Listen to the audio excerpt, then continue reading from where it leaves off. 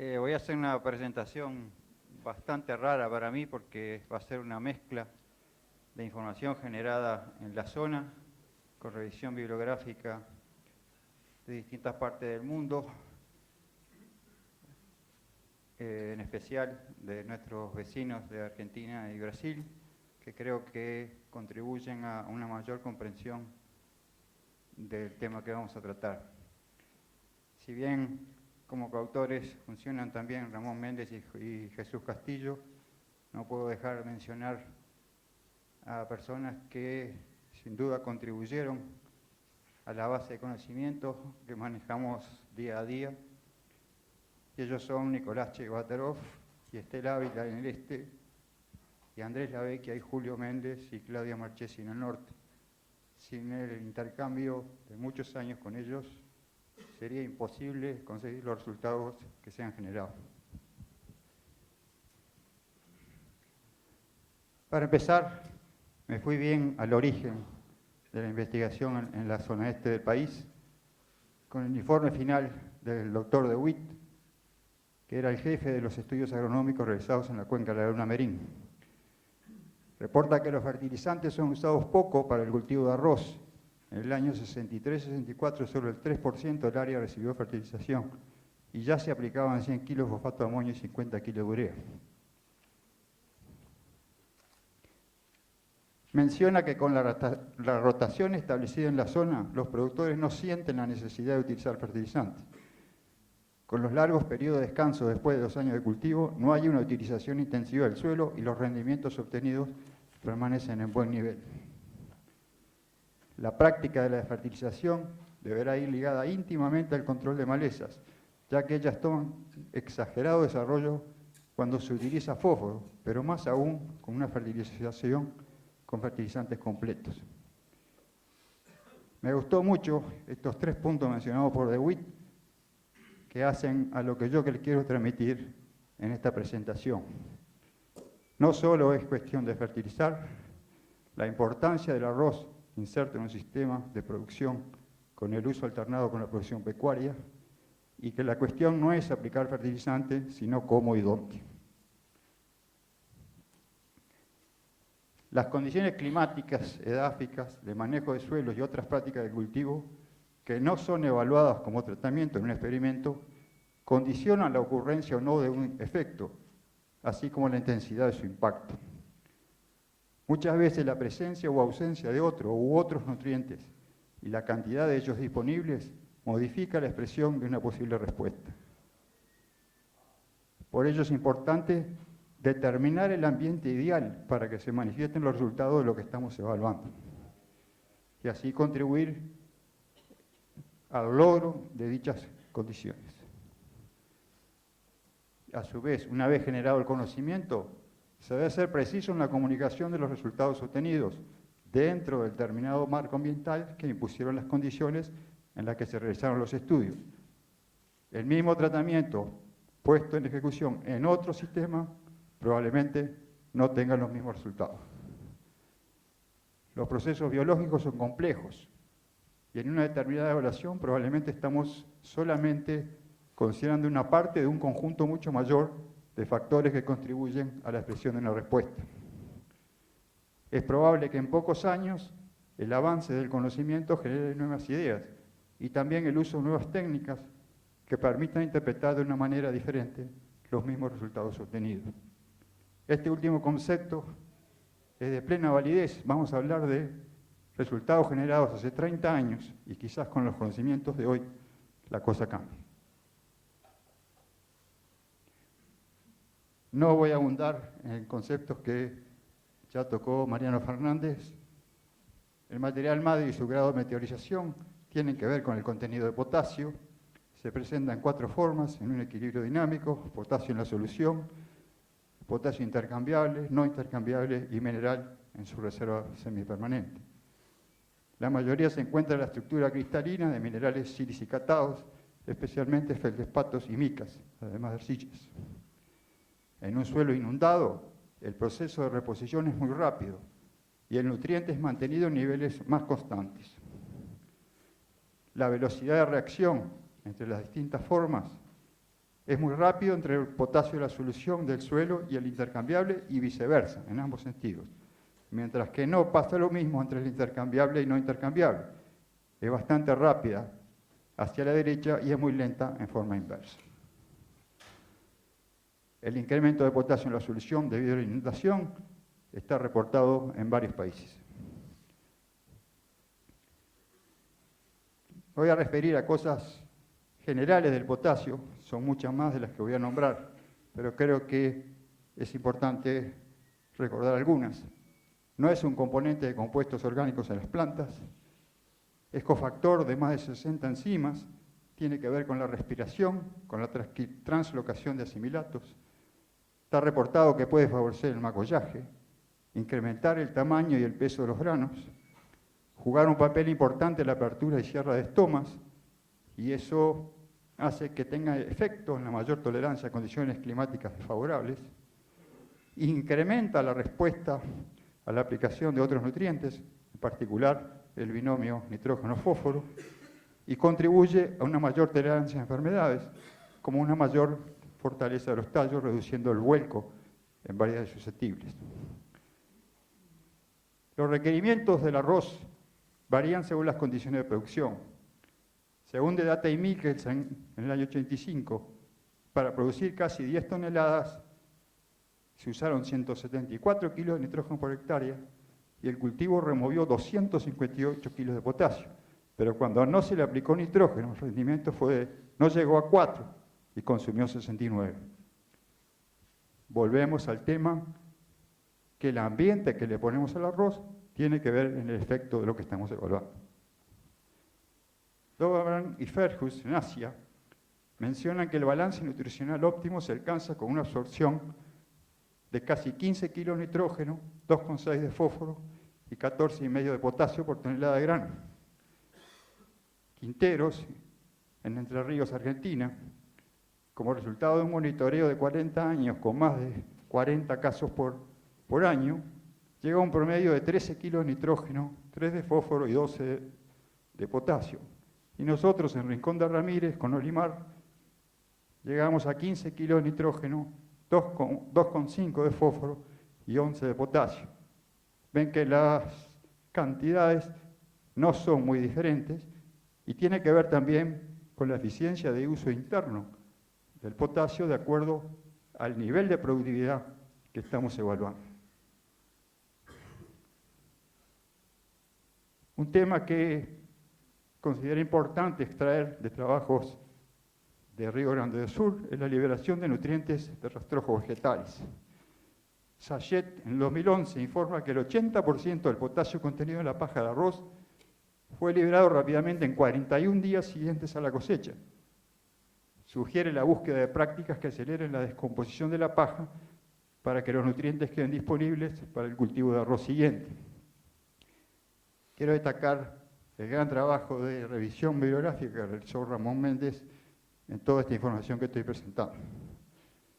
Brook, también en Río Grande, estudió la liberación de potasio desde el ryegrass. A los 60 días de aplicado el glifosato antes de la siembra del arroz, encontró la liberación del 90% del nutriente en el suelo, presentando la mayor acumulación en la profundidad de 0 a 10 centímetros. Cuando la desecación la realizó 15 días antes de la siembra, la liberación fue de 39 a 40, lo hizo 2 años, y este tratamiento presentó menor acumulación de potasio en los estados B3, 4 y 6 del arroz. Pero independientemente del manejo efectuado, la acumulación de potasio en el suelo fue de aproximadamente 75 kilos por hectárea respecto al tratamiento sin ryegrass. Como antecedente de lo que vamos a presentar, están los 10 años de evaluación en la Estación Experimental del Este, parte Centro de Investigaciones Agrícolas Alberto Berger, parte de INIA, con 42 experimentos ejecutados con la variedad Bluebell en respuesta a potasio. Para ese estudio se usaron factoriales nitrógeno por fósforo, con el agregado de algunos tratamientos con potasio, factoriales completos de nitrógeno, fósforo con potasio, factoriales nitrógeno por potasio, factoriales fósforo por potasio, exclusivamente niveles de potasio a una fertilización general de nitrógeno y fósforo. Quiero remarcar por qué se usaron esos factoriales, justamente para abrir el abanico de ofrecer al potasio aplicado diferentes ambientes donde manifestar o no su posible efecto. En el conjunto de los 42 experimentos hubo un rango de contenido del potasio de 9 a 37 microequivalentes por 100 gramos. En solo 3 de los 31 ensayos cosechados se encontró respuesta estadísticamente significativa por la aplicación de potasio. Los incrementos de rendimiento por su agregado fueron obtenidos en suelos cuyo contenido era menor o igual a 12 microequivalentes. Uno de esos casos es una tesis de Nicolás Revelo y José Perdomo en campos de Cerro Largo, próximos al pueblo Isidoro Noblía. Y si bien no fue significativa, extraje de su discusión esta figura, donde se ve que hubo, además de respuesta a nitrógeno y fósforo, como el potasio, esto es sin fósforo, 0 y 40 de potasio, esto es nivel 50, 0 y 40, y esto es con 100. O sea, hubo incrementos a nitrógeno, porque la abscisa de la figura es nitrógeno, hubo una gran respuesta a fósforo, y el potasio a su vez complementó y suplementó el efecto de los otros dos nutrientes.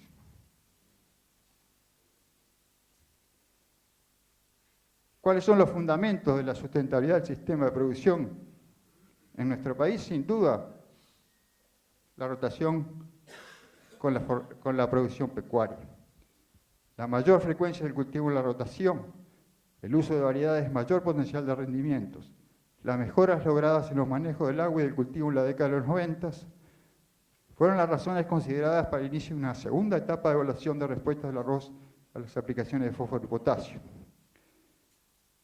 La sustentabilidad, como decía, estuvo basado en ese sistema de producción, lo que ofreció ventajas en comparación a la situación existente en otras partes del mundo.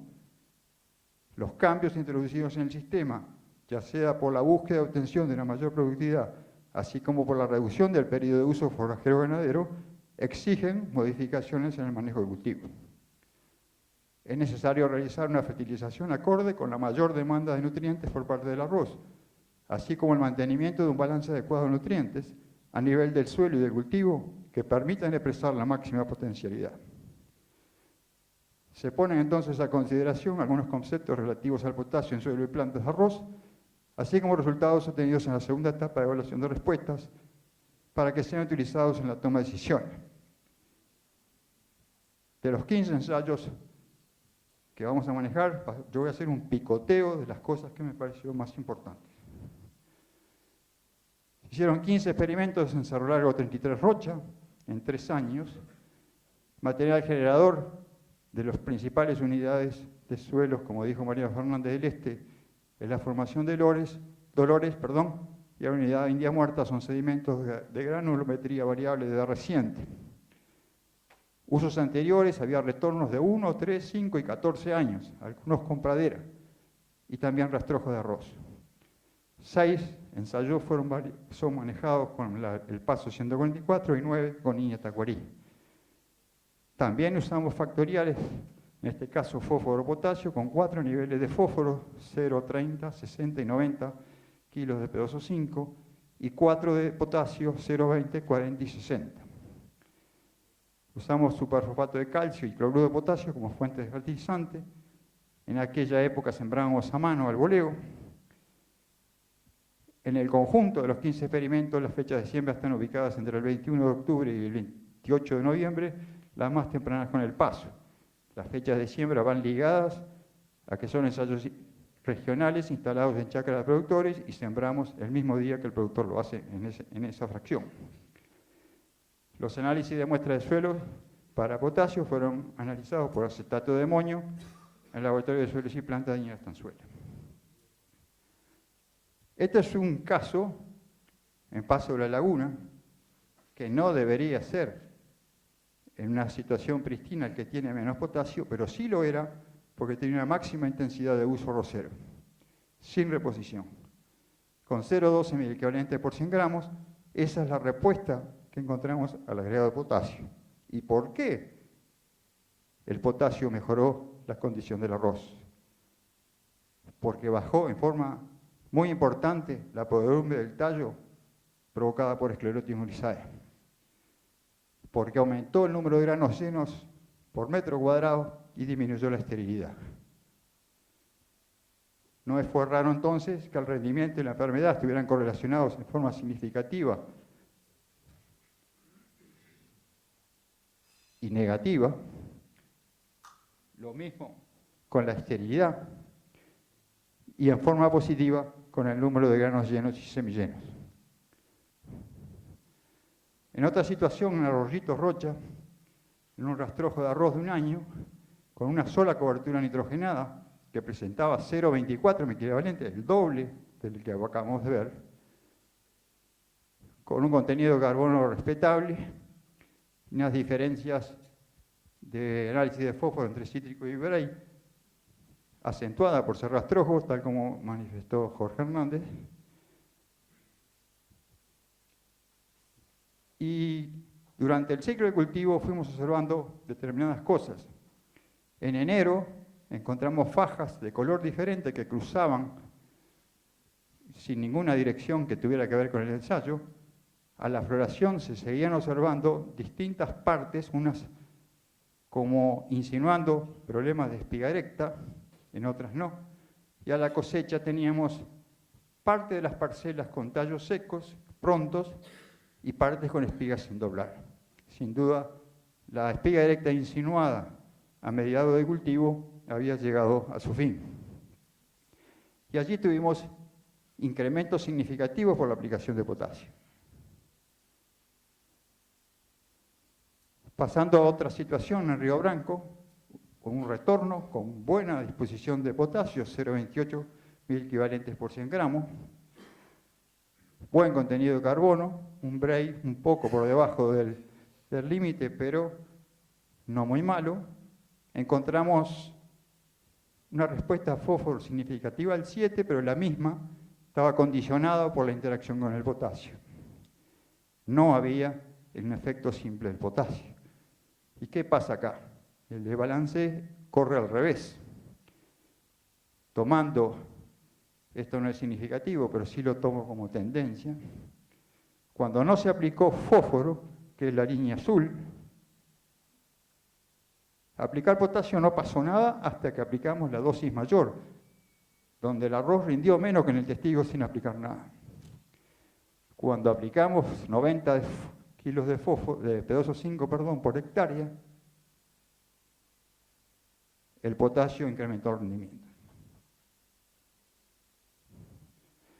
Tomando en conjunto la información generada en las 42 situaciones, ¿por qué 42 situaciones? Porque excluimos la situación de Arroyito, que acabo de mencionar que tuvo problemas de espiga erecta, y tomamos como unidad de evaluación, ya que teníamos análisis de suelo por bloque, los 3 bloques de cada experimento como si fuera una unidad independiente. Y allí calculamos los índices de respuesta relativa a la aplicación de potasio, haciendo el cociente rendimiento tenido en determinado bloque en el testigo sin potasio y el máximo tenido con cualquier dosis de potasio, siempre en el promedio de los 4 niveles de fósforo. Mediante el procedimiento Solver hicimos un ajuste lineal plató que nos dio un nivel crítico de 0,20 y una eficiencia, un equivalente fertilizante de 893 kilos por hectárea, que es un equivalente a 1.500 kilos por hectárea de cloruro de potasio. No sería conveniente, pensamos nosotros, manejar la producción de arroz en un sistema sin realizar aplicaciones de mantenimiento y o reposición hasta llegar a niveles por debajo del crítico determinado en el modelo. Fue lo que pasó en el Paso de la Laguna. No se aplicó potasio nunca, se usó intensivamente el suelo, comenzó una unidad de producción arroz ganadería y llegamos a ese techo de 0,12 equivalentes, cuando la situación pristina era diferente. Un programa de manejo de fertilización potásica debería ser planteado a mediano plazo, con aportes periódicos, evitando la necesidad de realizar altas aplicaciones de nutrientes en una zafra. ¿Cómo fue ese nivel crítico comparado con lo que reportado en Estados Unidos? Slatton, en Missouri y Arkansas, comenta que se usa 80 ppm, que es más o menos 0,20-21 de mil equivalentes, y Dow y Tarpley en Texas 50, que es 12-13. Vargas, en Río Grande del Sur, comienza su trabajo de tesis diciendo que no se encuentran respuestas en Río Grande y Santa Catarina con bajos niveles de potasio intercambiable. Y encontró que la forma intercambiable estimada solamente por acetato de amonio explica menos adecuadamente la absorción de potasio por las plantas de arroz que cuando fueron evaluados en conjunto con la forma no intercambiable estimada por ácido nítrico. La contribución del intercambiable a la absorción del nutriente por las plantas fue mayor en el tratamiento inundado que en el de capacidad de campo. Brisque, a su vez, también en Río Grande, sugiere que el uso de la mineralogía debería ser adoptado en los diagnósticos de fertilidad y programas de fertilización. Sugiere que la contribución de la fracción limo al potasio no intercambiable debe ser tomada en cuenta en la nutrición de las plantas, especialmente si la fracción incluye feldespatos y micas y aparece en alta proporción en los suelos. Núñez, en Uruguay, el año pasado, menciona que el tetrafenilborato de sodio extrae además del potasio intercambiable una parte del no intercambiable, lo que explicaría una mejor estimación del potasio disponible. ¿Cómo manejar el tema del nivel crítico encontrado por el ajuste? Yo creo que no se puede usar un valor, sino que es una estimación, una franja donde uno tiene que abrir los ojos. Y allí, además del análisis de potasio, conviene ver la situación con otros cationes. En nuestras condiciones estamos manejando la relación magnesio-potasio en relación a 15, y en esos 15 ensayos que acabamos de presentar, jugamos con esa relación. 2 de ellos coincidían con que el nivel crítico estaba por debajo del 0,20, pero uno estaba por encima, no encontramos respuesta, y sin embargo teníamos un problemita en esa relación. Dorn y Fairhood sugieren utilizar como indicador el porcentaje de saturación en potasio con respecto a la capacidad de intercambio. Ellos sugieren que si es menor a 1,5, hay una respuesta segura a potasio. Si está entre 1,5 y 2, es probable que pueda haber. Y si es mayor que 2,5, no es probable que exista respuesta. Ellos también sugieren utilizar la relación calcio-magnesio sobre potasio mayor a 100 en suelos calcáreos o de suelos derivados de rocas muy básicas, que pienso que no es el problema de acá. ¿Qué pasó con la devolución de los rendimientos en el Uruguay? La línea azul, según datos de ACA, del año 2000 a la zafra pasada, muestra esas oscilaciones. Pero si consideramos la media móvil de 5 años, vemos que se ha estabilizado en torno a 7.800, 8.000 kilos. ¿Cómo o qué ha pasado con el nitrógeno en ese periodo?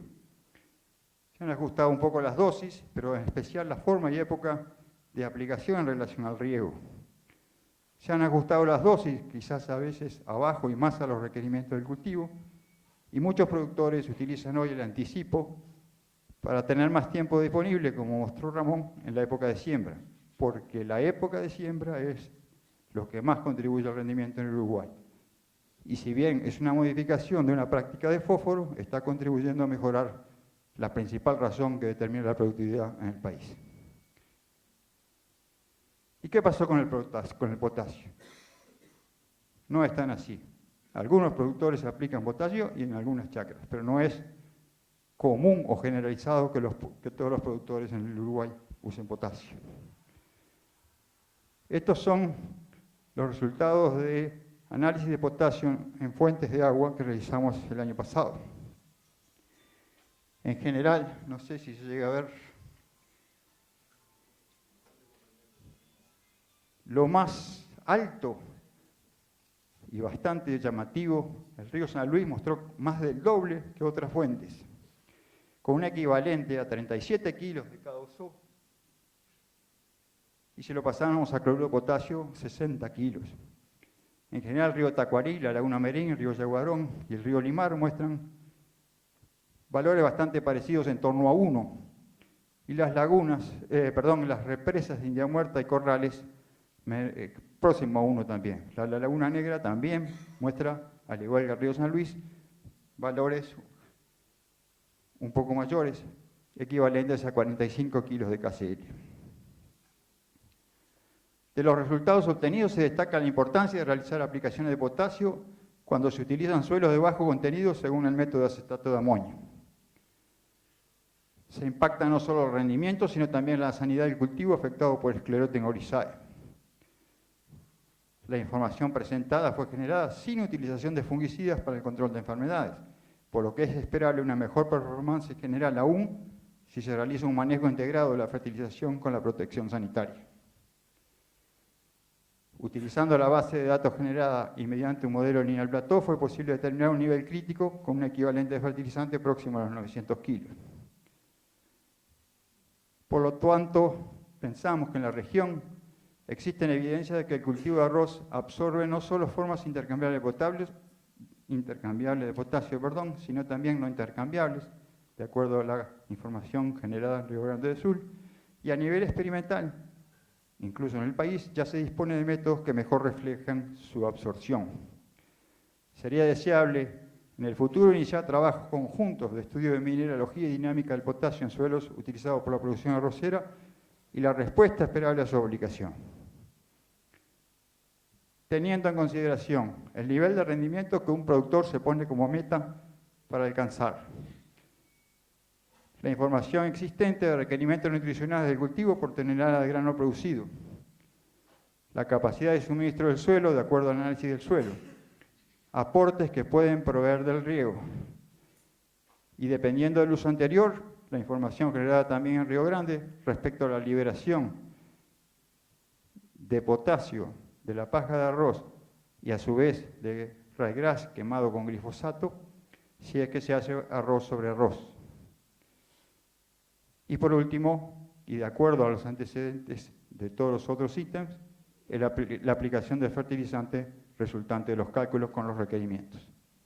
Por ello es que creemos que existen herramientas para decidir hoy la inclusión del potasio en el manejo de la fertilización del arroz.